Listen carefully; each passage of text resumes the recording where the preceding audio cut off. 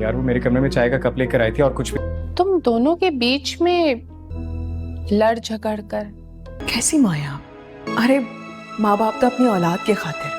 क्या नहीं करके तुमने ये शादी तो आई स्वेयर मैंने उससे नहीं कहा था, वो खुद से लेकर। कुछ नहीं कर गुजरती। ड्रामा सीरियल लाडली का आने वाला एपिसोड बहुत ही इंटरेस्टिंग होने वाला है।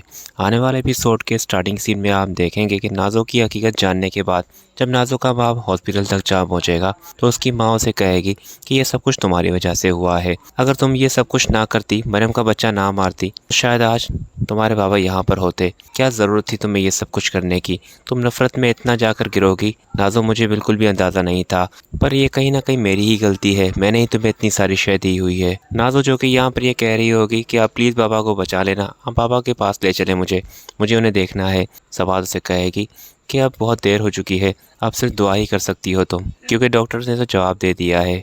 दोस्तों, नाज़ो की हकीकत पहले तो परवेज़ जो है सबके सामने ले आएगा और नाज़ो की माँ को भी तभी पता चलेगा, पर कंफर्म तब होगा जब परवेज़ उसना बी को ले आएगा और उसना भी सबके सामने बताएगी कि नाज़ो ने किस तरह से उसे जूस में दवाई मिलाने को कहा था कि ये जूस जाकर मरियम भाभी को दें, और नाज़ो के ही कहने पर उन्होंने ये सब कुछ किया था। और उस दिन भी उन्होंने ही झूठ बोलने का कहा था जब सब नीचे थे और मरियम भाभी और सुंदर भाभी ऊपर थे।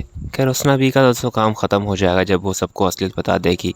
उसके बाद तो सिर्फ नाज़ो को माफ़ी ही मांगनी होगी सबसे। उसकी माँ उसे कहेगी कि अगर तुम्हें माफ़ी मांगनी है तो सबसे पहले जाकर मरियम से और सुंदर से जाकर मांगो, क्योंकि तुम उनकी बहुत बड़ी मुजरिम हो। तुमने मरियम का बच्चा मारा है, बल्कि अपने ही भाई का बच्चा मारा है। उसके बाद उमर के पास जाओ जिसे तुम पर इतना मान था।